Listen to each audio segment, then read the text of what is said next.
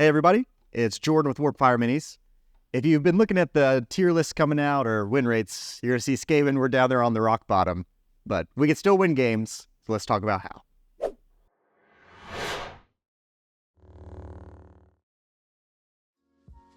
First up, let's go into the grand strategies we have for us. There's only two that are even feasible right now, in my opinion. We have the Arch Corruptors of the Mortal Realms.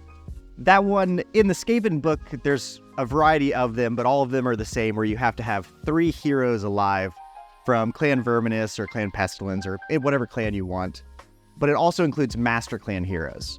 So Arch Corruptors gives you the chance to bring in Grey Seers, which are all Master Clan, Lord Skreech, who's Master Clan, and then Plague Priests, who are Clan Pestilence. And we're going to have 3 of those guys alive at the end of the game. And when we compare that to the other grand strategies in other books, it's not the best, but this one right now, in my opinion, I think it's our best one. We're bringing those units anyways because they're good, and it's one, like, we can consistently score it. Like, people have to go out of their way to stop us from scoring it, and if they're going out of their way, it means maybe we're scoring some points somewhere else. The other one we can do is Spellcasting Savant, and that one's just you have to have your general has to be a Locust unit. They have to stay alive until the end of the game, so we can do that with the Grey Seer, or you can do a Death Master. If you give him the Arcane Tome, it turns him into a wizard, and then you just hide him into a squad of Clanrats, and try and keep him there as long as you can. He doesn't do anything, we're just trying to get him to the end of the game, and that's it. This one's not my favorite, because again, you're paying the points for that Death Master, he's not doing anything. And then if it's just one single Grey Seer they have to kill, there's a lot of spells like Spirit Gale or Comet's Call, like there are ways they can pick it out. And it's only one unit, so they can really kind of focus on it. But both of these, Skaven, like, we play good into it. The Grey Seers, they all can shrug wounds off into Clanrats or whatever Skaven unit you're standing by. Our Skaven heroes, the small ones, get Lookout Sir in combat, so we're -1 to hit. We can run away from combat, so with all the tricks in our tool bag here, like, it's a grand strategy we can score. Next up, we're going to go into battle tactics, and they gave us a new one, finally.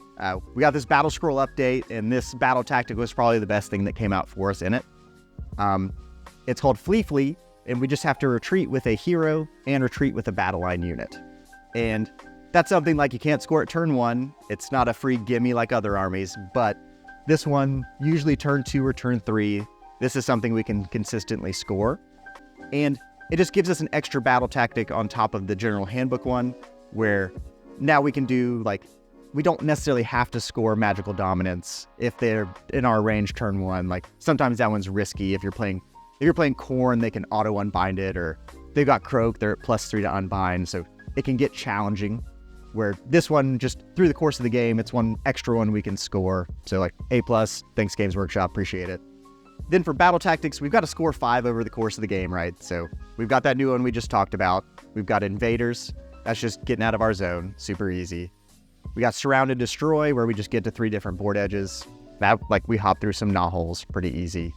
We've got Bait and Trap, where we retreat 2, charge 2. Magical Dominance if we have to. Like, if it's turn 1 and you deploy out of range and it's free, like, go for it. And then the last one's going to be Led into the Maelstrom. And that one we have to charge a hero and then charge a battle line unit, and one of them has to stay in combat. So for that, we got a couple cool tricks I'll show you real quick on the table. Can help you score that one pretty easy. All right, so for battle tactics like Led into the Maelstrom, we have to charge a hero and a battle line. The toughest part of that sometimes is going to be staying in combat. And so one little trick you can do is just, I'm going to charge into these Flesh Hounds with Skreech. I'm going to charge in, and I'm going to stay just outside of 3 of these Flesh Hounds over here. And the deal is, I know that Skreech is going to just lift up all these guys in combat, and if he does, I fail my battle tactic. So I need to stay in range, so just when I activate Skreech to pile in, I'm going to pile in, but just like a half of an inch. I want to be just barely in range of these guys. So I'm going to fight in combat, I'm going to kill all these guys, they're gone. But now, the Flesh Hounds are still in combat. They can either choose not to pile in and they stay there, and I still score my battle tactic. Or even if they do pile in, like, they can only pile in 3 inches, so only one of these guys is going to be in attack range to hit me back.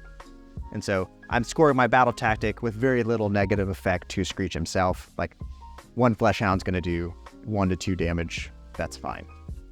Then let's say you're fishing for that double turn. You don't want Skreech to end the turn in combat. So like we've got a hero and a battle line going in. We do the same thing. Skreech charges up. But our Clanrats, when we charge, we're going to do the same thing. We're going to go over here. And we're going to stay just outside of 3 of that Fleshhound. And we're going to do the same thing. So these guys, they go in, staying within an inch for their coherency. And Skreech is going to fight. He's again going to kill these Fleshhounds. But now the Clanrats, they're out of combat with the Fleshhounds. But since they did charge, even though the unit that they were in combat with is dead, since they charged, they're eligible to pile in. So we're going to do the same thing. And we're just going to go, oop, okay, now we're just within 3 inches of those Fleshhounds. And again, with the Fleshhound only being able to move 3, like they're going to only get 1, like maybe 2 in combat with us. Versus the Clanrats, they kill 2 Clanrats. But again, we can pull from the back and we still score our battle tactic. Then this last example is going to do pretty much the same thing, but just kind of illustrate where 3 claw steps is very powerful. So same idea, Skreech charges into these guys. And sometimes you'll find yourself in a position like, okay, I hit a small charge. The Clanrats are down here. I'm not going to be able to get within 3 of them with just my pile in. But with 3 claw steps, the first time we pile in a unit, so we would just pile in Skreech this way, we also get to pile in the Clanrats. And so now we're going to be able to move them 3 for their first pile in and stay outside of 3 of the Fleshhounds. Skreech again fights, kills these guys. And now we can still do another pile in when we activate the Clanrats to boom, just get within 3, keep everybody coherent. But claw steps, it can really, really help us score our battle tactics. And that's how you do it. Next up, we're going to go into the standout units for this season. A lot of things that were good before are still good, but there's been a couple big changes, like Thanquol is the biggest one that comes to mind. Last season, he was the star in all of my lists. This season, he's out. I'm not going to bring him ever. The big hit there was he lost Lachon, the Soulseeker. He used to be able to use the boat and teleport around, and it didn't seem like that big of a deal, and so I kept trying to bring him just to see how it would pan out, and it was just a big deal. Being able to teleport to get him into range, like to go across the board and hit a unit that's far away, is one thing, but the big issue came into just walking him up on foot. There's a lot of times where you're going to walk up and you're going to end 5 or 6 inches away from an enemy, and then they're going to get an easy redeploy and potentially get out of range of those flamethrowers since they're only 8 inches. And so when we were using the boat, we could always walk up to outside of 3. They would have to hit a 5-inch or bigger redeploy for it to hurt us.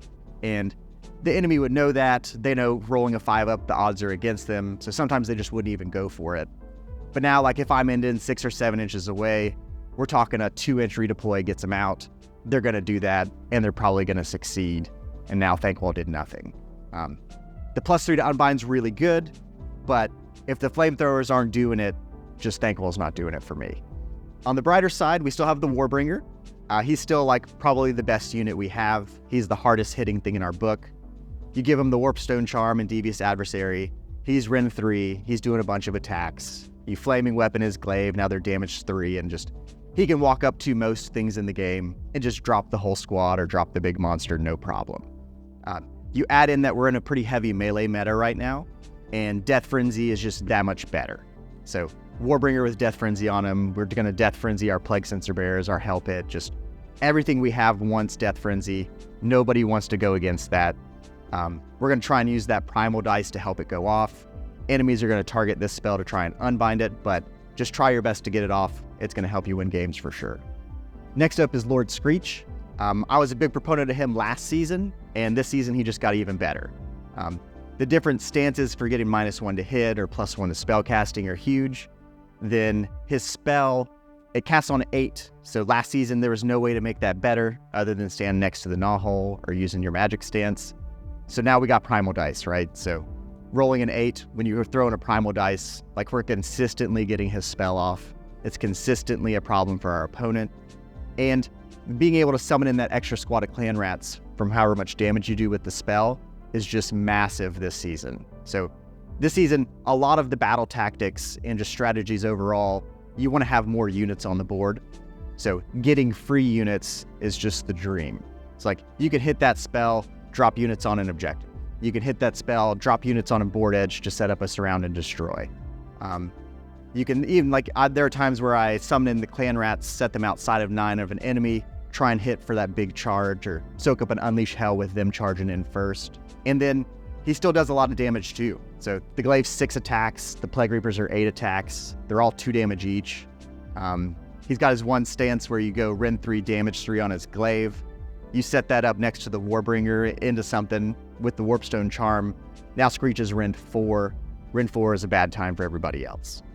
After that, another Master Clan unit, like Lord Skreech, we have the Grey Seers. And so both of those are helping us achieve our grand strategy, which is very key. And then Grey Seers, it's a 2-cast wizard. They're pretty cheap. They're Master Clan. They're Locust. They've got Blizzard. They've got Skitterleap. They just took away being able to Skitterleap and Blizzard in the Battlescroll. So that was a little bit of a hit. But Grey Seers, they're just too good. Like, you have to bring them into your list. For Skaven right now to win, I think that you need 3 Claw Steps. And to get 3 Claw Steps, you have to have 3 Master Clan units. So I'm bringing Skreech and 2 Grey Seers in every list to get those 3 Master Clan heroes. And just being able to use that first charge roll or first run roll, and even the extra pile-ins, those are all just massive. Especially when the battle tactics require us, like, we've got to charge 2 units, or we've got to charge a hero and a battle line. 3 Claw Steps is just helping make all of that more consistent, so it's a must-have. For spells on the Grey Seer, a lot of times I'm doing a spell enhancement to get an extra spell for them. And so one of them I'll normally do like Skitterleap and Blizzard. And then on the other one I'll do either Death Frenzy and Hoarfrost, or just Death Frenzy and another Blizzard. It's nice with Blizzard, people are scared to get within 12 inches of you. And so you can use them to kind of help zone or help counterpunch if somebody hits your Clanrat screen. It's like if they charge in their Vampire Lord on Zombie Dragon and hit your 20 Clanrats, you can't auto-pass Bravery, they're all going to run. But now that Grey Seer's right there, and if he's in Blizzard range, which he is because you just made that happen, it's just going to drop the Vampire Lord if you get it off. And for a 120-point foot hero to have that big of an impact on a game, like, it's just the biggest deal that could possibly happen for you. So I like running 2 with Blizzard. That's what I'm doing right now. And I'm usually taking Blizzard over Hoarfrost. Hoarfrost, it's a super sexy spell right now. You could potentially give your things Rend 3. The best target for that for us is going to be the Plague Censer Bears. They're naturally Rend 1, so going to Rend 3, big damage spike for them. But in my experience, most of the time they just don't need it. So the 10 are going to come in, it's going to do 40 attacks on 3s and 3s, Rend 1, 2 damage. If Skreech is around, you can hit them with the command ability to make them hit on 2s, wound on 2s. And it's just more damage than you need most of the time. So Hoarfrost, if you cast it and if you get the 3, like, it does make them do more damage. But if we don't need it, then I would rather have Blizzard just to give me an extra threat on the board. So that's what I'm doing right now. So next up is the Plague Priest. And since we're doing the grand strat of Archcorruptors of the Mortal Realms, we need to have Clan Pestilence heroes and Clan Master Clan heroes. So we've got Lord Skreech, we've got those 2 Grey Seers. So for my list, I'm adding in an extra 2 Plague Priests. So that gives us 5 total. We got to have 3 of them live till the end of the game. And the Plague Priests, they can still contribute. They're 100 points, so they're cheap. But the biggest thing is if you're near the Gnawhole, and then if they're near another Plague Priest, they get pluses to their prayers. And if you get a 6 on that, including the modifiers, you trigger a Great Plague. The best one is the Bubonic Plague, which is 2d6 mortal wounds. So again, you set these guys up behind your screens as kind of a counterpunch. So if they come in and they hit those Clanrats and kill them, now you've got these 2 Plague Priests right here. You've got 2 chances to trigger a Great Plague. If you do, it's like a little mini Blizzard, 2d6 mortal wounds to the face. That sucks for your opponent. It's great for us. Then they also, like, they're -1 to wound. If they're near Clanrats, they're going to be -1 to hit. So they're a little bit more durable than people give them credit for. And just they're helping our grand strat, we got to have them. Then if you have the points in your list, instead of running one of those as a regular Plague Priest, the new warband that just came out, Skabbik, is incredible. He's definitely worth the extra 40 points if you have it. And the difference is he's a Plague Priest. You still get the bonuses from him. He can still trigger a Great Plague. He doesn't get to learn a Skaven prayer from the book, but he has his own War Scroll prayer that's even better.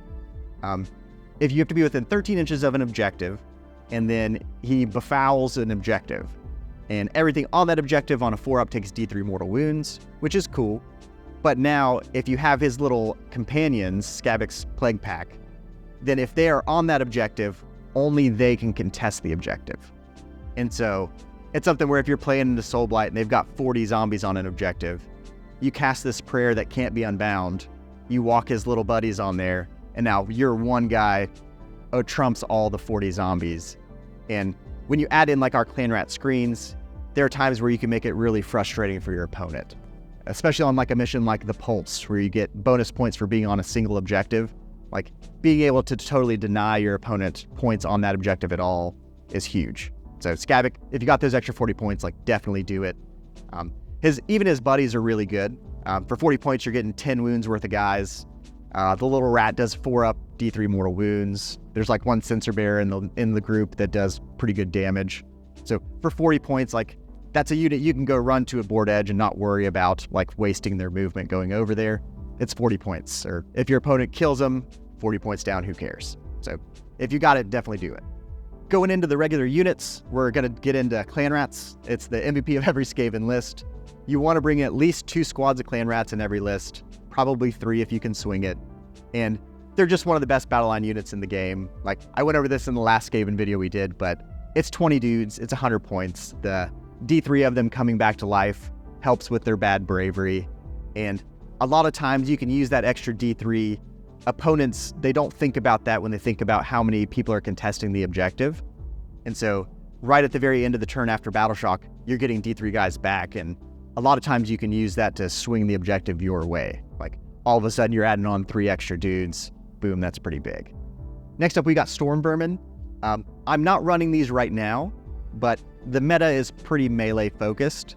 If it starts to shift towards shooting, like we got that new Army of Renown for KO. We've got Deepkin, the Sharks now, they're exploding hits on 6s for even their shooting attacks. So if we start to see a tick up in that, I might bring in some Stormvermin. They're a little bit more expensive than Clanrats, but they've got a bodyguard function. So if I want to keep that Warbringer alive, he shrugs wounds over to them on a 2-up. If I need help keeping those Plague Priests alive, like now they've got a 4-up shrug into the Stormvermin.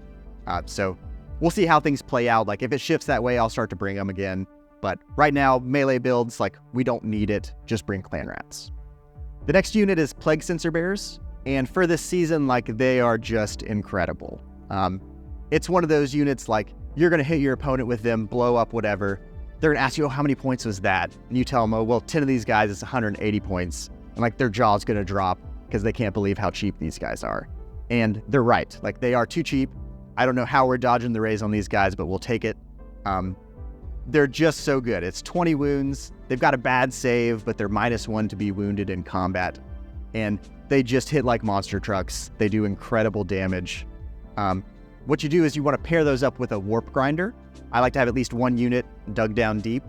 And the Warpgrinder lets them pop up 9 inches away anywhere on the board from an enemy.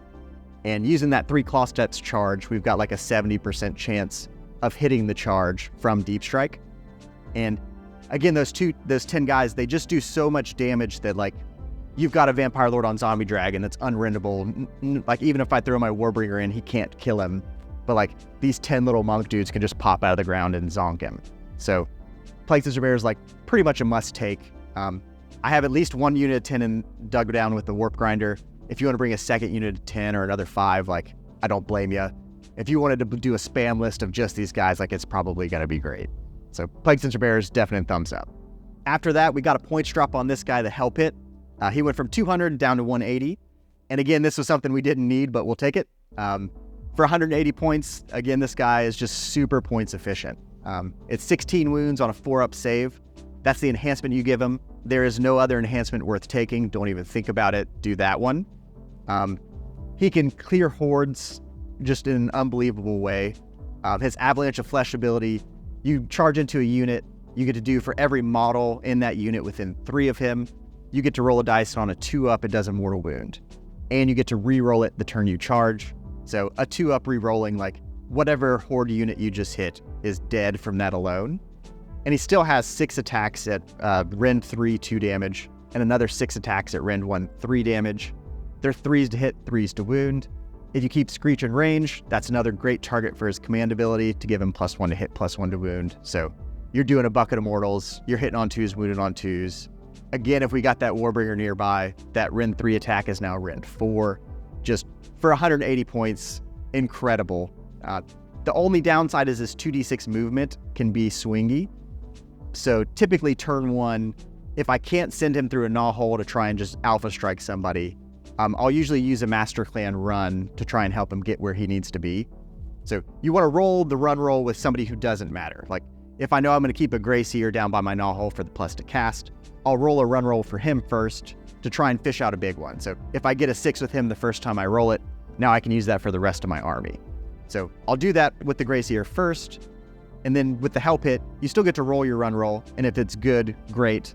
If it's worse than the first one you used, you get to replace the roll. So that helps speed him up in a big way. Then just for the season, he's just rules. He's got a 4-up spell ignore. He heals D3 wounds every turn. So like if they're hitting you with the spells, you're ignoring them. They don't want to blizzard him because it's not going to go off. Then you're healing D3 against any kind of chip damage that comes in. He's just awesome. Like if you've got the points, like put him in your list. Then some honor roll mentions again, like Doomwheels are still really good. If you don't like Plague Censer Bears and Vermin Lords, like if you want to bring 4 Doomwheels and 3 Warp Lightning Cannons, like that's still a viable build. My problem with that personally, I don't like the swinginess of it. When I was bringing Doomwheels, like sometimes you overcharge those shots and then your Doomwheel just explodes. We are not the meta powerhouse right now.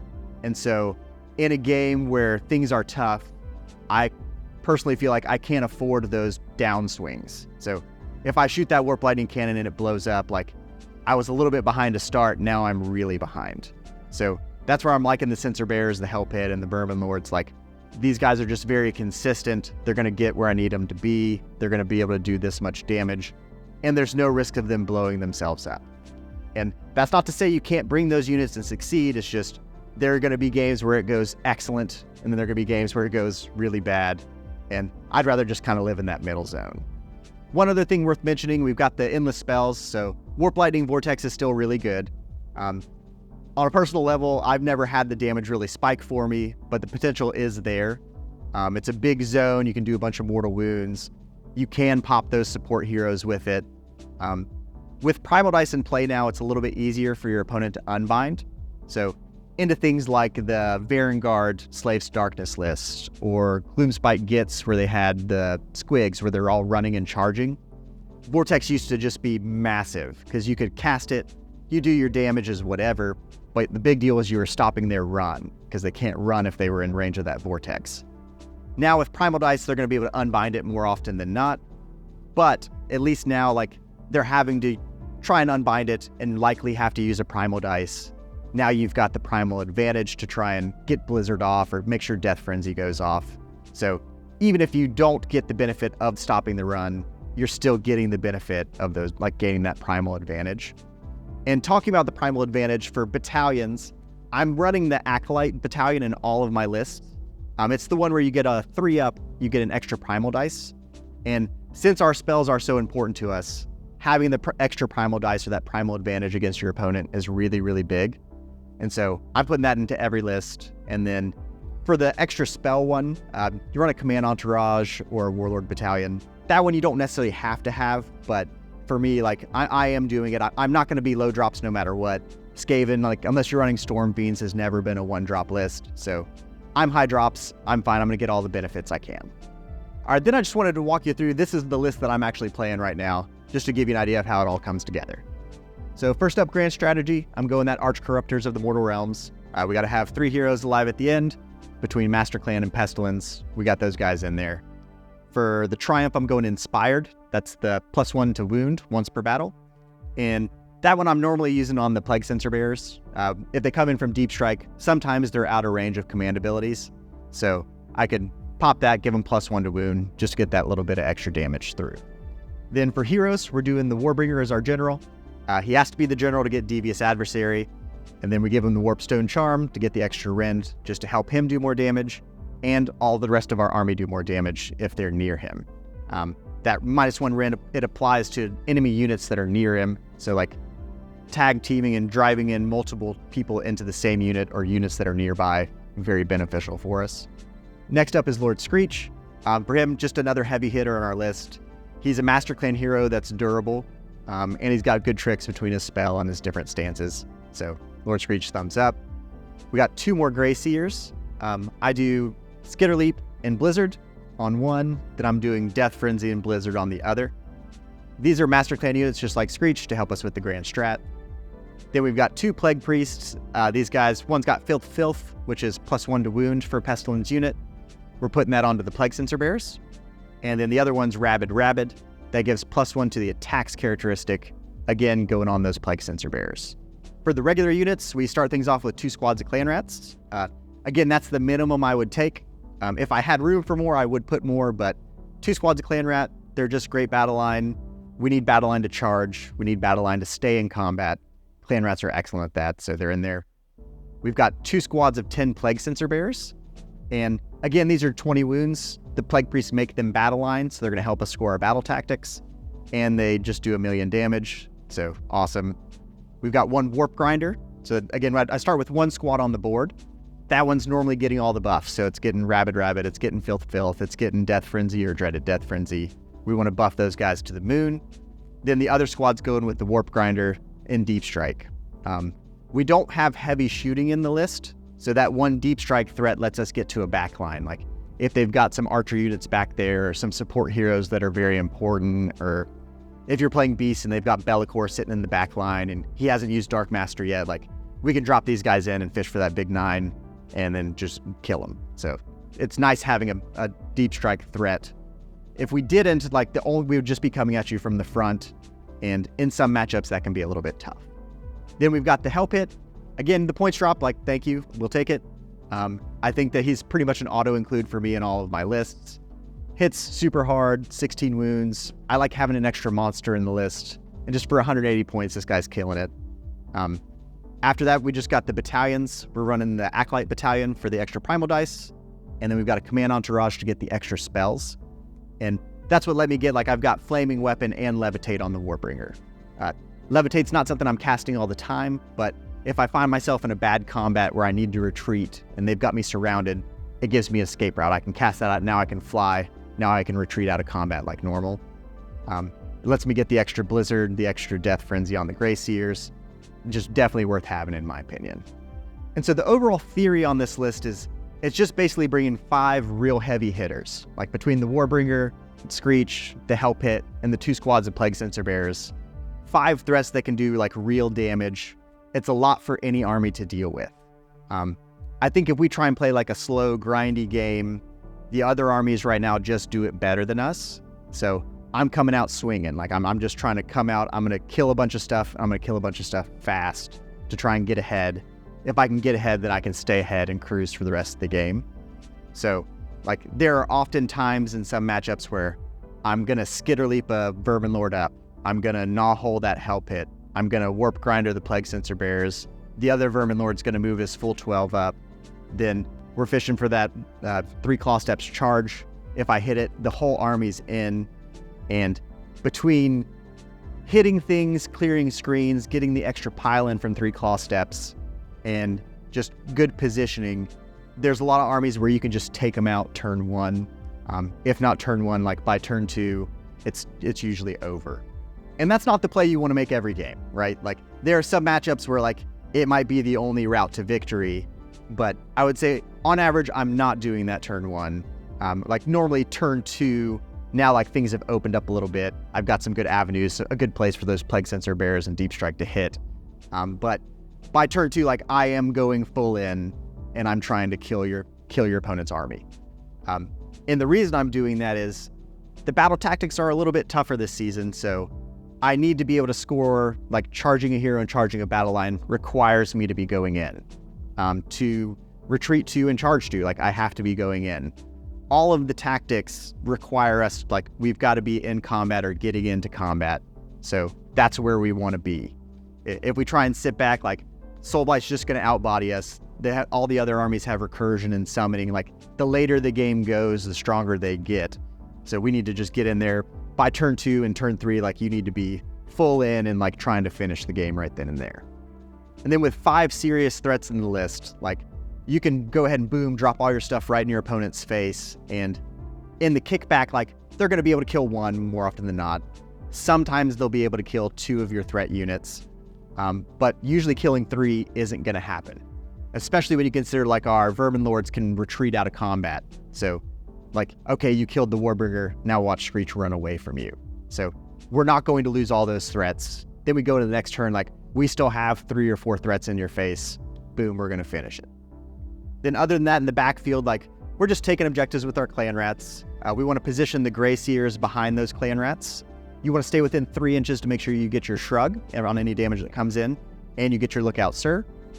But we want to make sure we're being very careful with the 12-inch Blizzard range. Like we want to make sure if they're going to hit one of our big threat units, if we can be within 12 of that, that's great. We want to be like, if they're going to hit those Clanrats, we want to be within 12 so we can counterpunch them. And same thing with the Plague Priests. Like we just want to make sure we always stay within that 13-inch range of the plagues. So if we do spike and hit that bubonic, like we want to put it into something good. So that's what I'm doing for Skaven right now. And I'm pretty consistently getting wins, even against like the Soul Blights and the Khorns and Seraphons of the world. So hopefully you guys can get some more wins too. And if you ever need more models, check us out at warpfireminis.com. Thanks for watching.